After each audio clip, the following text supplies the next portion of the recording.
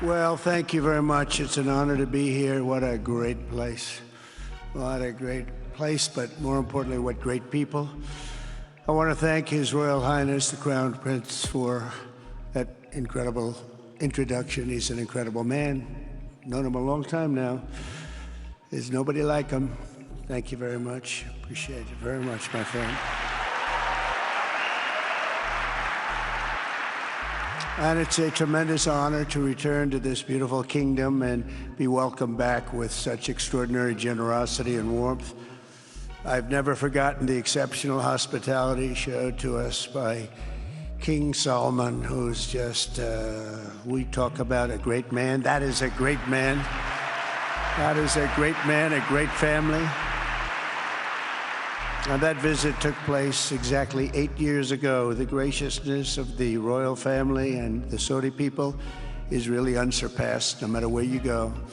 Let me also thank the countless ministers, government officials, business leaders, and distinguished guests for that warm welcome. Very warm, and I know so many of you. I'd like to call out all of your names, but we have a lot of problems. We'd be here for a long time. We don't want that, so don't be upset.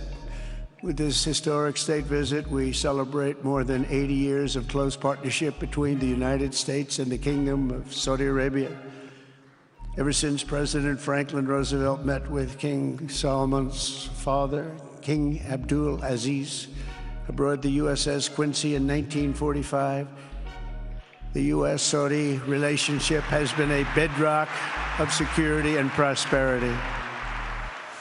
Today, we reaffirm this important bond, and we take the next steps to make our relationship closer, stronger, and more powerful than ever before. It is more powerful than ever before.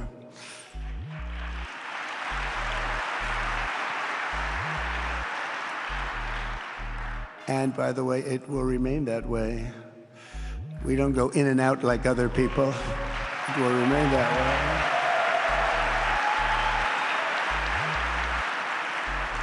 I've come this afternoon to talk about the bright future of the Middle East, but first let me begin by sharing the abundance of good news from a place called America. In less than 4 months, our new administration has achieved more than most other administrations accomplish in 4 years or even 8 years. We've actually done, for the most part, more. The day I took office, we inherited, thank you. Thank you. The day I took office, we inherited a colossal invasion on our southern border, an invasion like you'd never want to see here. Nobody should ever want to see it. But within weeks, we slashed illegal border crossings to an all-time low, down 99.999%. That's good, even for this great gentleman standing right in front of me. That's a good number. We had hundreds of thousands of people. They came in at the same time last year, and last month we had, in this massive border, 3 people that got in. That's quite a difference, and we have no choice but to get a lot of the people that came in because they were not the best people. They were, in many cases, very bad people. We're getting them out. We're getting them out very fast. We're bringing them back to where they came from. We have no choice. After years of military recruiting shortfalls, enlistments in the U.S. Armed Forces are now the highest in 30 years because there is such an incredible spirit in the United States of America. We have tremendous spirit again. Just about a year ago, it was a big story, front page on every paper all over the world, that nobody wanted to enlist in our military, meaning we were way under enlisted. And just last week it came out that we had the strongest enlistment. They say 30 years, but probably it's maybe ever. They don't go back that far. It's the best, and that includes police officers, firemen, everything else. There's a great spirit in the United States right now. A brand new poll from Rasmussen just showed that the number of Americans who believe the nation is on the right track, they have a right track, wrong track, is now the highest in over 20 years.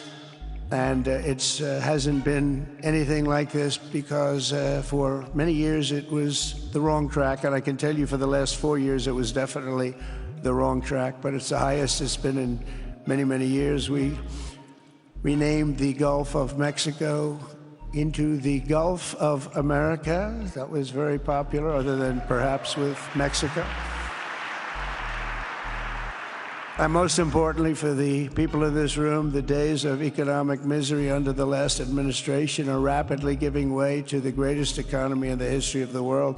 We are rocking. The United States is the hottest country, with the exception of your country, I have to say, right? I'm not going to take that on. No, Mohammed, I'm not going to take that on. Wouldn't that be a terrible thing if I made that full statement? But I will not do it. You're hotter. At least as long as I'm up here, you're hotter.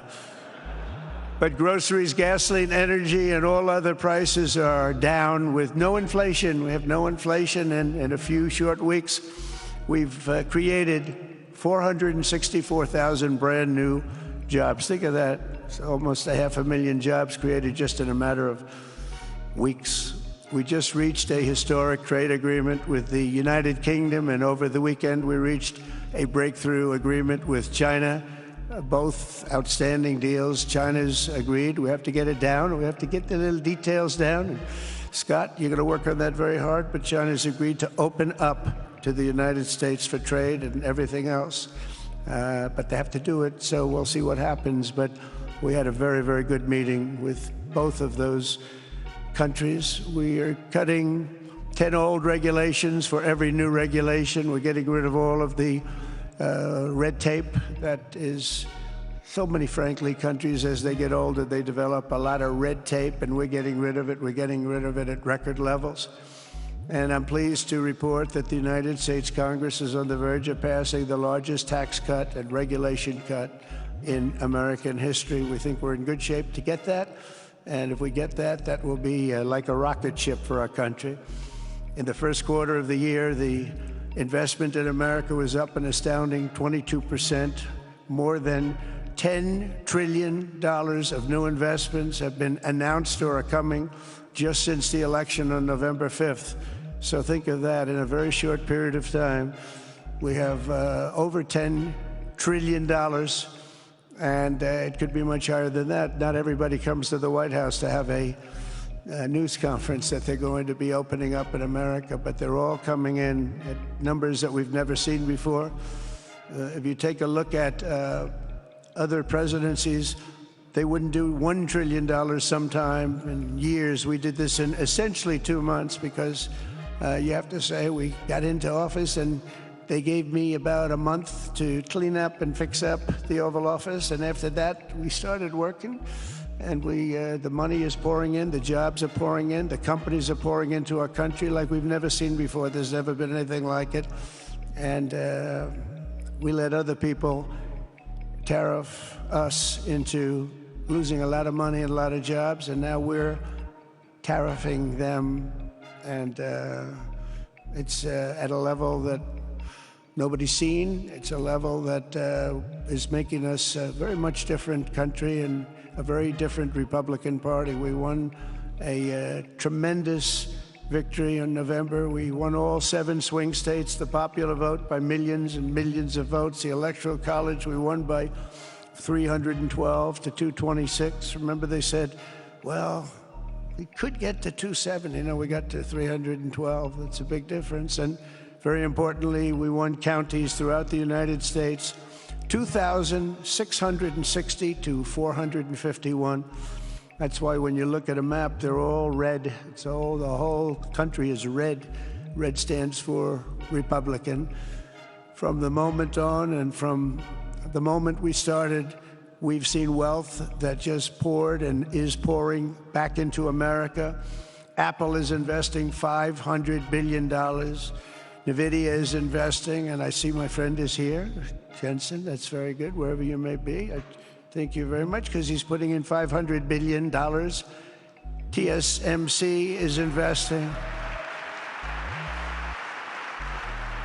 Where is Jensen, by the way? Where is he? He's standing here. Where is he? I just saw. Thank you very much, Jensen. I mean, Tim Cook isn't here, but you are. What a job you've done. He said he's got 99% of the chip market. I don't know. That's not easy to beat. But what a job you've done. Thank you. We are proud to have you in our country. You know that. Thank you for the investment. TSMC is investing $200 billion, and with this trip, we're adding over $1 trillion more in terms of investment into our country and buying our products. And you know, nobody makes military equipment like us. We have the best military equipment, the best missiles, the best rockets, the best everything, best submarines, by the way, most lethal weapon in the world. In addition to purchases of $142 billion of American-made military equipment by our great Saudi partners, the largest ever.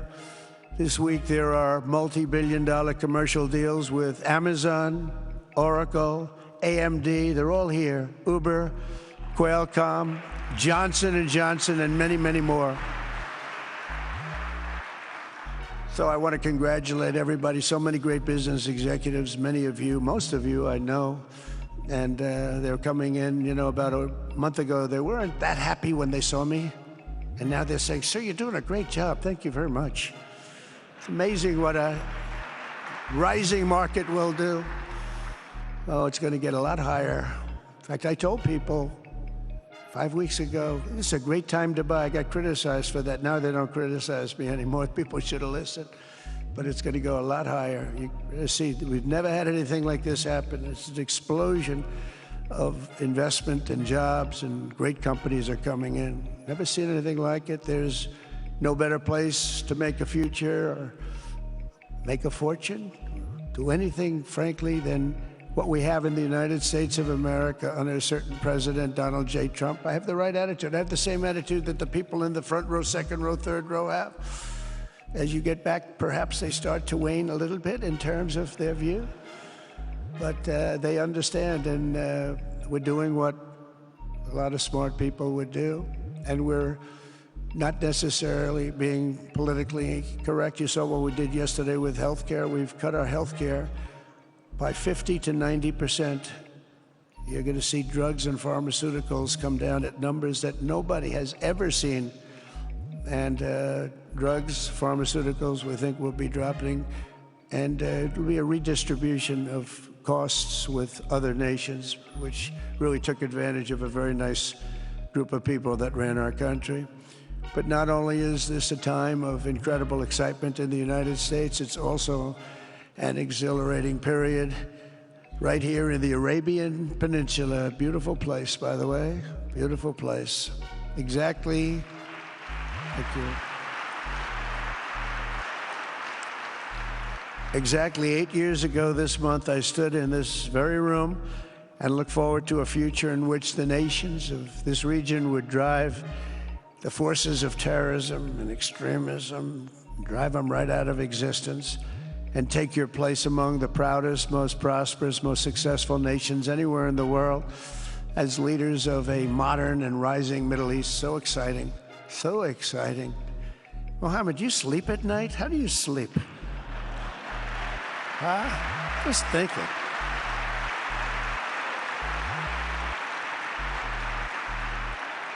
What a job. He tosses and turns like some of us. Tosses and turns all night. How do I make it even better all night?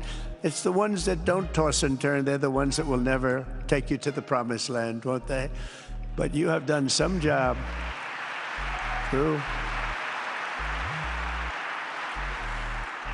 But critics doubted that it was possible what you've done. But over the past 8 years, Saudi Arabia has proved the critics totally wrong. The transformation that has occurred even by these incredible business leaders. I mean, you had the biggest leaders in business anywhere in the world standing right before us. But the transformation that has occurred under the leadership of King Salman and Crown Prince Mohammed has been truly extraordinary. Such a thing has, I don't think, ever happened before. I've never seen anything at that scale happen before.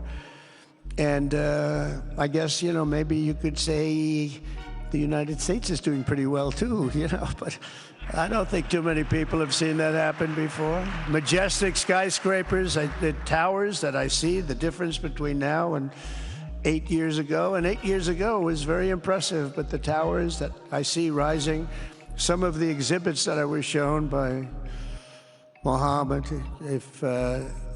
what I've seen there is just an amazing, it's an amazing process, amazing genius of so many people, architecture, but I have a feeling I know where many of those ideas came from. Happens to be sitting right in this room right before me, but the towers and all of the different, I've seen a lot of different towers. I didn't think there's any version of a tower that I haven't seen in one form or another. Well, I just passed 4 exhibits. I have never seen anything like any of them. So it's going to be very exciting.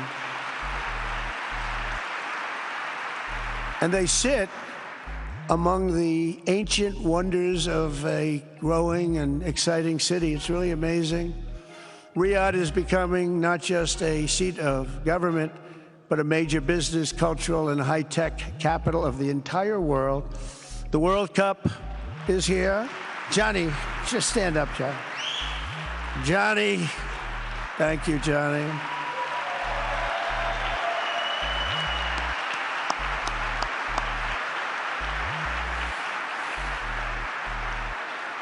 Great job, Johnny, great job. But the World Cup and the World Expo will soon be coming here, just like the World Cup is coming to the United States. It's going to be really exciting next year.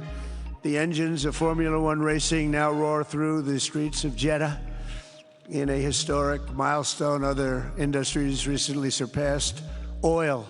Think of it. All of your other industries now have surpassed oil. I don't know if a lot of people will understand what that means. It's so big to make up a majority of the Saudi economy for the very first time ever. So think of that. Other industries are now bigger even than oil, which is always going to be a big monster. It's a big one. But that's a great tribute to you and economic development properly used. In other cities throughout the peninsula, places like Dubai and Abu Dhabi, Doha, Muscat, the transformations have been unbelievably remarkable. Before our eyes, a new generation of leaders is transcending the ancient conflicts of tired divisions of the past and forging a future where the Middle East is defined by commerce, not chaos, where it exports technology, not terrorism, and where people of different nations, religions, and creeds are building cities together, not bombing each other out of existence. We don't want that.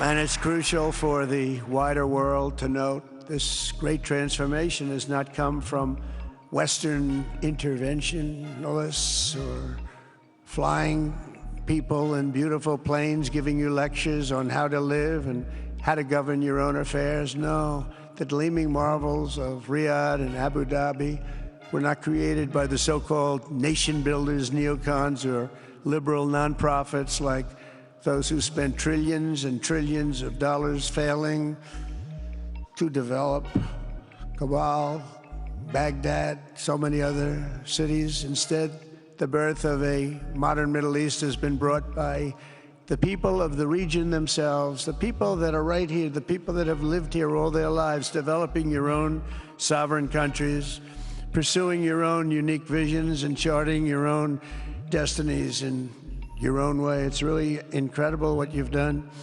In the end, the so-called nation builders wrecked far more nations than they built, and the interventionists were intervening in complex societies that they did not even understand themselves. They told you how to do it, but they had no idea how to do it themselves. Peace, prosperity, and progress ultimately came not from a radical rejection of your heritage, but rather from embracing your national traditions and embracing that same heritage that you love so dearly.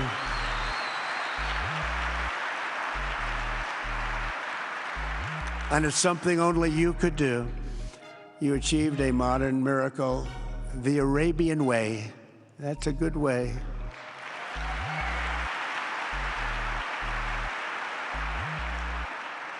Today, the Gulf nations have shown this entire region a path towards safe and orderly societies with improving quality of life, flourishing economic growth, expanding personal freedoms, and increasing responsibilities on the world stage.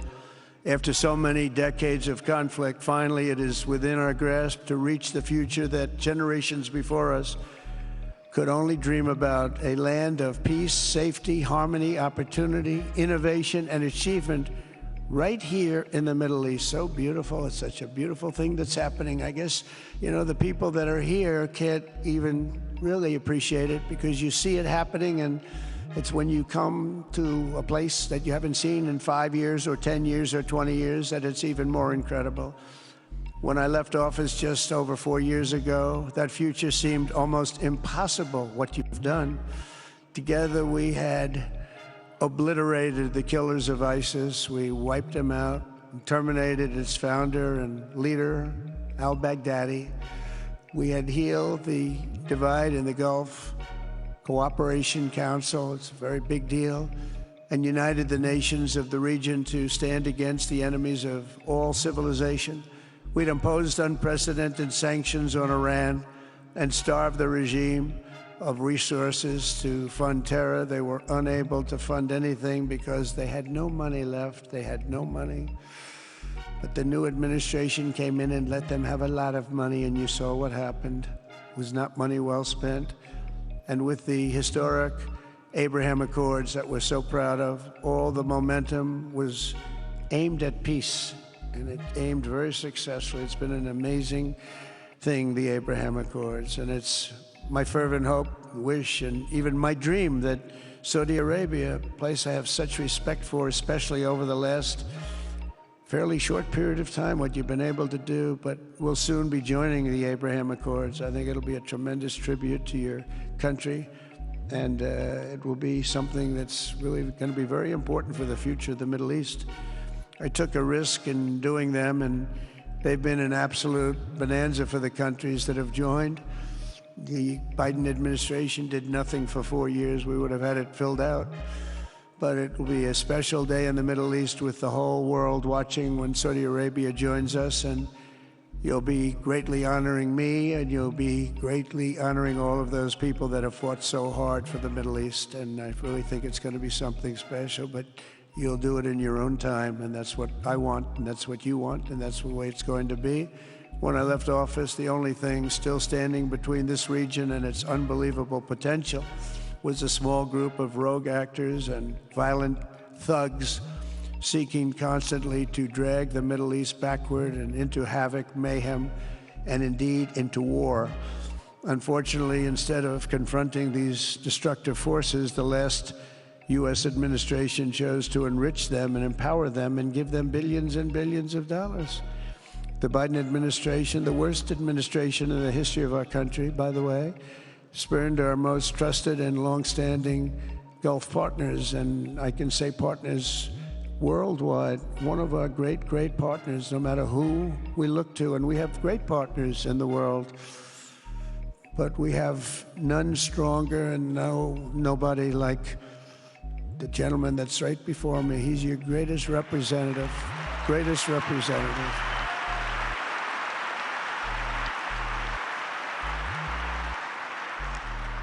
And if I didn't like him, I'd get out of here so fast. You know that, don't you? He knows me well. I do. I like him a lot. I like him too much. That's why we give so much, Too much. I like you too much. Great guy. They lifted sanctions on Iran in exchange for getting nothing, and sent the regime tens of billions of dollars to fund terror and death all over the world. And they laughed at him. They laughed at our leader. And they're still laughing at our leader. They thought him a fool. And they made nothing but trouble ever since, including the funding of October 7th, one of the worst days ever in the history of the Middle East. Horrible day.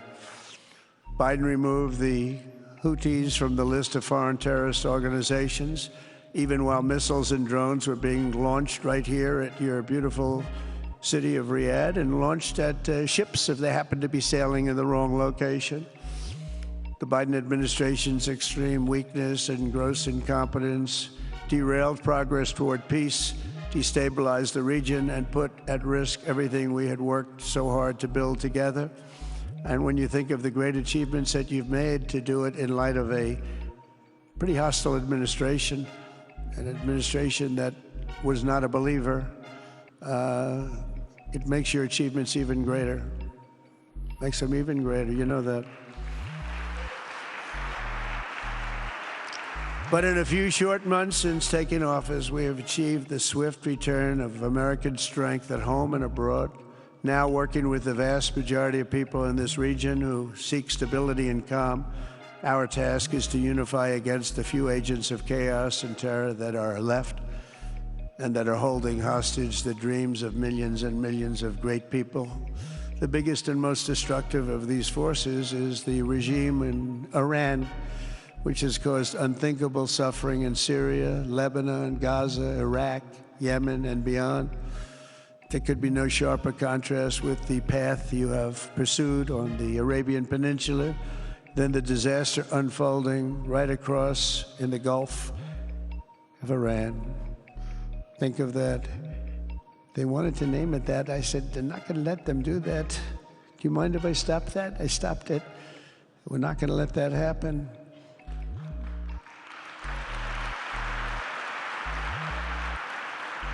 While you have been constructing the world's tallest skyscrapers in Jeddah and Dubai, Tehran's 1979 landmarks are collapsing into rubble and dust. They had it going for a little while under a much different system, but those buildings are largely falling apart, falling down, while you're building some of the world's biggest and most incredible infrastructure projects.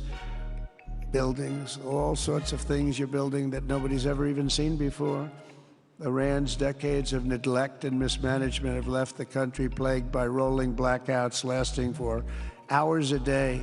All the time you hear about it. While your skill has turned dry deserts into fertile farmland, Iran's leaders have managed to turn green farmland into dry deserts as their corrupt water mafia, let's call it the water mafia, causes droughts and empty riverbeds. They get rich, but they don't let the people have any of it. And then, of course, there's the key difference at the root of it all. While the Arab states have focused on becoming pillars of regional stability and world commerce, Iran's leaders have focused on stealing their people's wealth to fund terror and bloodshed abroad. Most tragic of all, they have dragged down an entire region with them. Countless lives were lost in the Iranian effort to maintain a crumbling regime in Syria. Look at what happened with Syria. In Lebanon, their Hezbollah proxies have pillaged the hopes of a nation whose capital, Beirut, was once called the Paris of the Middle East. Can you imagine? All of this misery and so much more was entirely avoidable, absolutely avoidable. And Mohammed knew that. He knew that. Smart people knew that. If only the Iranian regime had focused on building their nation up instead of tearing the region down. Yet I'm here today not merely to condemn the past chaos of Iran's leaders, but to offer them a new path and a much better path toward a far better and more hopeful future. As I've shown repeatedly, I am willing to end past conflicts and forge new partnerships for a better and more stable world, even if our differences may be very profound, which obviously they are in the case of Iran. I have never believed in having permanent enemies. I am different than a lot of people think. I don't like permanent enemies, but sometimes you need enemies to do the job, and you have to do it right. Enemies get you motivated. In fact, some of the closest friends of the United States of America are nations we fought wars against in generations past, and now they're our friends and our allies. I want to make a deal with Iran. If I can make a deal with Iran, I'll be very happy if we're going to make your region and the world a safer place. But if Iran's leadership rejects this olive branch and continues to attack their neighbors, then we will have no choice but to inflict massive, maximum pressure drive Iranian oil exports to zero like I did before. If you know that, they were a virtually bankrupt country because of what I did. They had no money for terror, they had no money for Hamas or Hezbollah, and take all action required to stop the regime from ever having a nuclear weapon. Iran will never have a nuclear weapon.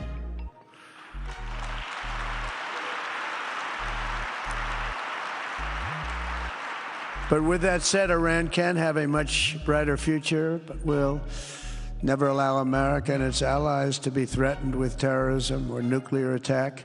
The choice is theirs to make. We really want them to be a successful country. We want them to be a wonderful, safe, great country. But they cannot have a nuclear weapon. This is an offer that will not last forever. The time is right now for them to choose. Right now, we don't have a lot of time to wait. Things are happening at a very fast pace. They're happening right here. They're happening at a very fast pace. So they have to make their move right now, one way or the other. Make your move. As I said in my inaugural address, my greatest hope is to be a peacemaker and to be a unifier. I don't like war. We have the greatest military, by the way, in the history of the world. You know, I rebuilt our military in my first 4 years and rebuilt it into the most powerful military there is. And you saw that when I knocked out ISIS in 3 weeks. People said it would take 4 years, 5 years. I did it. We did it in 3 weeks. Just days ago, my administration successfully brokered a historic ceasefire to stop the escalating violence between India and Pakistan. And I used trade to a large extent to do it. I said, fellas, come on, let's make a deal. Let's do some trading. Let's not trade nuclear missiles. Let's trade the things that you make so beautifully. And they both have very powerful leaders, very strong leaders, good leaders, smart leaders. And it all stopped. Hopefully it'll remain that way, but it all stopped. I was very proud of Marco Rubio, all of the people that worked so hard. Marco, stand up. What a great job you did on that. Thank you, J.D. Vance, Marco. The whole group worked with you, but it was a great job. And I think they're actually getting along. Maybe we can even get them together a little bit, Marco, where they go out and have a nice dinner together. Wouldn't that be nice? But we've come a long way, and it could be, you know, millions of people could have died from that conflict that started off small and was getting bigger and bigger and bigger by the day. I've also been working relentlessly to end the terrible bloodshed between Russia and Ukraine, and very importantly, talks are being held in Turkey later this week, probably on Thursday, and they could produce some pretty good results. Our people are going to be going there. Marco's going to be going there. Others are going to be going, and we'll see if we can get it done. 5,000 people, young people for the most part, soldiers from Ukraine, soldiers from Russia. They're not from here and they're not from the United States, but they're souls. They're souls. I think usually, mostly, they're young, beautiful souls that left their parents waving goodbye, left their brothers and sisters. Goodbye, I'll see you soon. And they got blown to pieces. 5,000 on average a week are dying, and people are dying elsewhere in the region, but tremendous numbers like we haven't seen since World War II are dying, and I want to stop it. I want to stop it. It's a horrible war. Would have never happened if I were president. That's a war that would have never happened. October 7th would have never happened if I were president, because Iran had no money to pay Hamas or anybody else. They had no money. They were not looking to take care of them. They had to take care of themselves. They had no money. We stopped their oil effectively with the embargoes and sanctions. But let me take this opportunity to thank the Kingdom of Saudi Arabia for the constructive role that you've played in facilitating the Ukraine talks. And it really is, you've been amazing. You've made everything available to us. Thank you very much. Thank you. And if we get that settled, we'll pay a special tribute to what you've done. You really did lay a great groundwork. Thank you very much. Appreciate it. The West should not be dragging itself backward into another endless war in Europe, yet another endless war. We should stop the killing and work together to address the biggest long-term threats as one unbeatable team. Think of us as an unbeatable team. I mean, when you look at what you've done here, that's much more difficult than stopping stupidity. Think of it. It's stupidity. What you've done is much more difficult, and you did it better than anybody else has ever done it. As President of the United States, my preference will always be for peace and partnership whenever those outcomes can be achieved. Always. It's always going to be that way. Only a fool would think otherwise. In recent years, far too many American presidents have been afflicted with the notion that it's our job to look into the souls of foreign leaders and use U.S. policy to dispense justice for their sins. They loved using our very powerful military, and now it's really the most powerful it's ever been. We just are getting a budget approved, $1 trillion, highest budget we've ever had in history for military, $1 trillion. And we're getting the greatest missiles, the greatest weapons. And, you know, I hate to do it, but you have to do it because we believe in peace through strength. You have to have the strength, otherwise bad things could happen. But hopefully we'll never have to use any of those weapons. Seems to be an awfully big waste of money if you're never going to use them, but hopefully we'll never have to use them because the destructive power of some of those weapons are like nobody's seen before. I believe it is God's job to sit in judgment, my job to defend America and to promote the fundamental interest of stability, prosperity, and peace. That's what I really want to do. I will never hesitate to wield American power if it's necessary to defend the United States or to help defend our allies.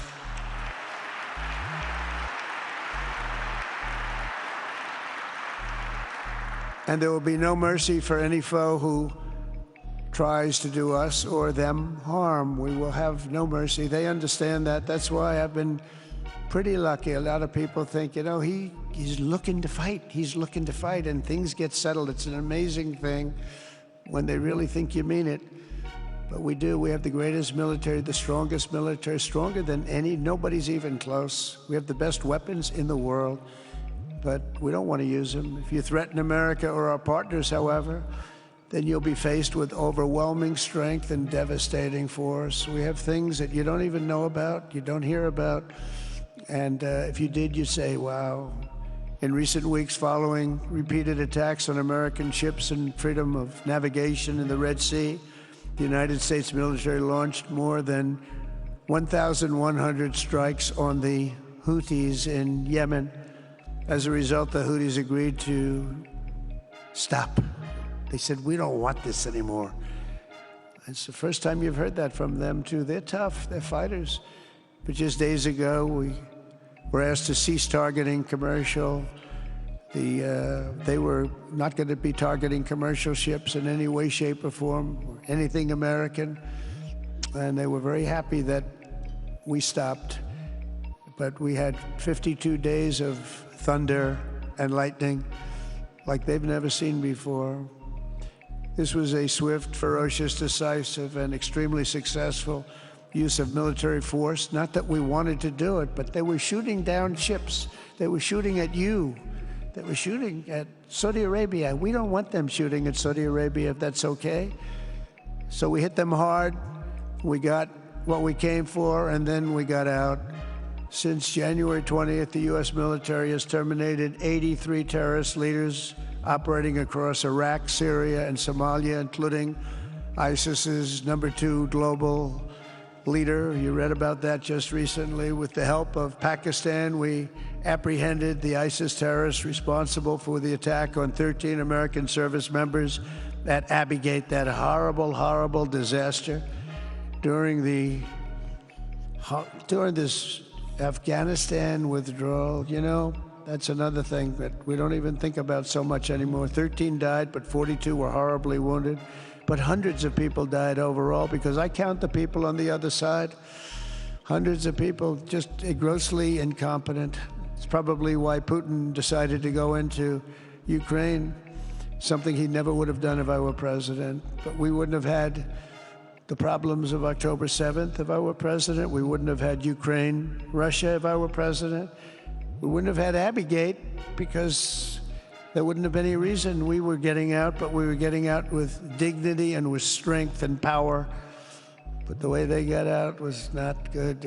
I think it was the most embarrassing moment in the history of our country.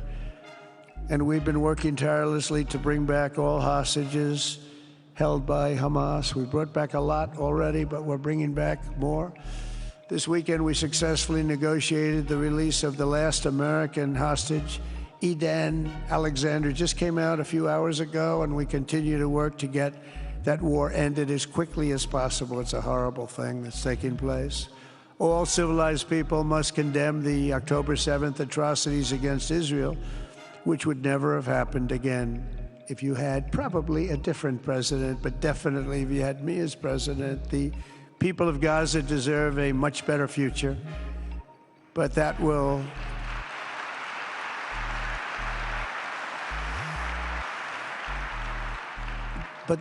or can not occur as long as their leaders choose to kidnap, torture, and target innocent men, women, and children for political ends. The way those people are treated in Gaza, there's not a place in the world where people are treated so badly. It's horrible. After years of suffering, two of the nations most ravaged by terror are finally beginning to end their long nightmares under the new generation of leaders. In Lebanon, where a friend of mine has just become the ambassador. He's going to be great. I said, you know, that could be a very dangerous job. He said, I was born there. I'm Lebanese. I love that country. I said, but it's very dangerous. You know, this is a friend of mine from New York. I said, but it's very dangerous. Are you sure you want to do it? I never thought of him as being a warrior, but he is a warrior. He loves his country. He said, if I'm injured or die, I'm dying for a country that I love. He grew up there.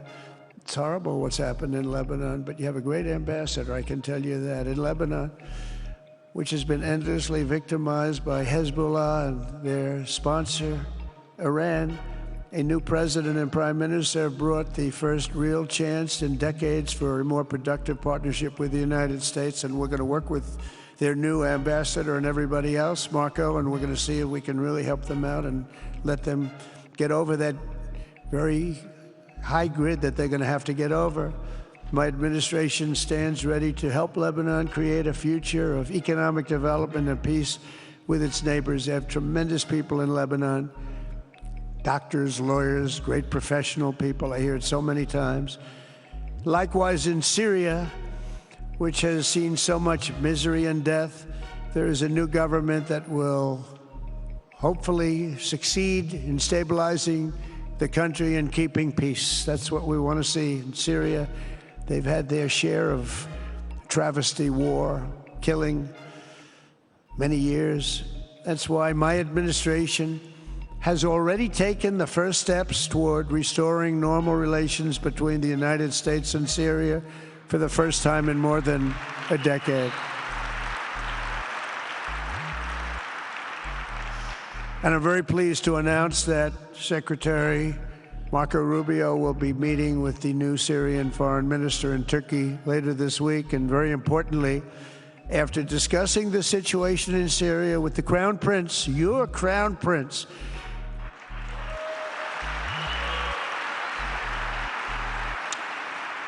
and also with President Erdogan of Turkey, who called me the other day and asked for a very similar thing, among others, and friends of mine, people that I have a lot of respect for in the Middle East, I will be ordering the cessation of sanctions against Syria in order to give them a chance at greatness.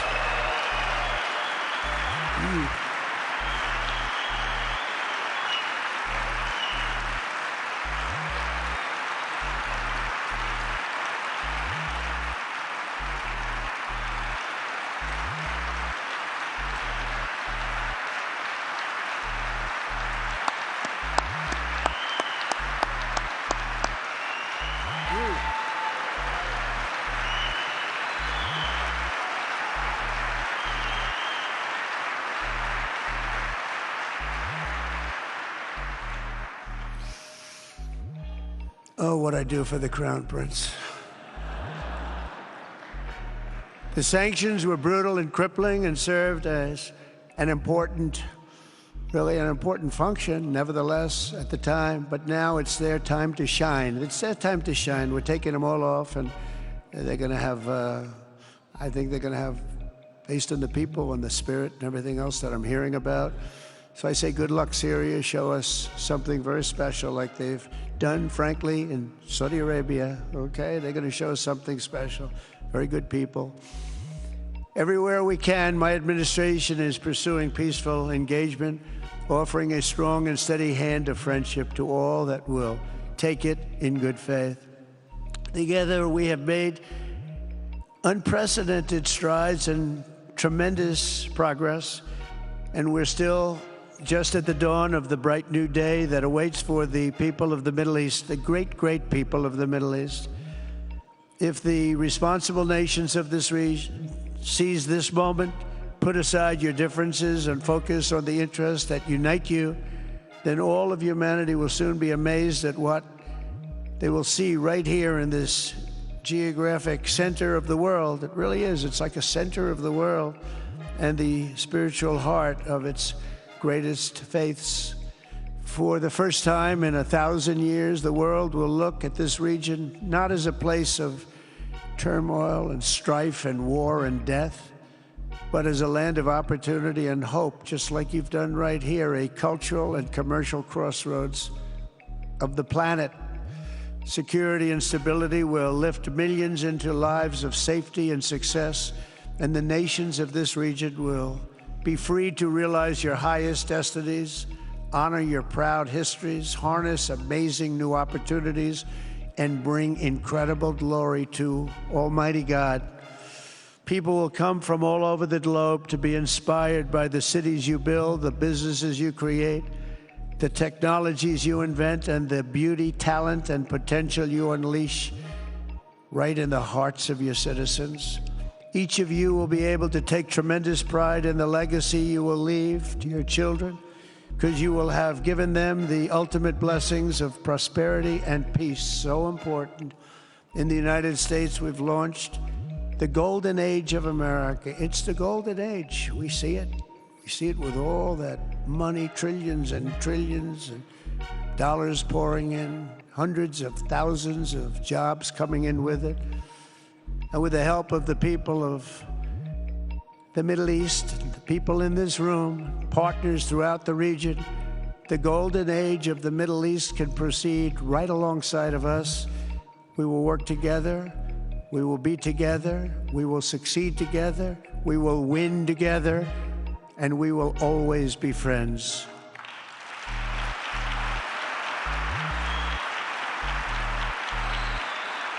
Thank you.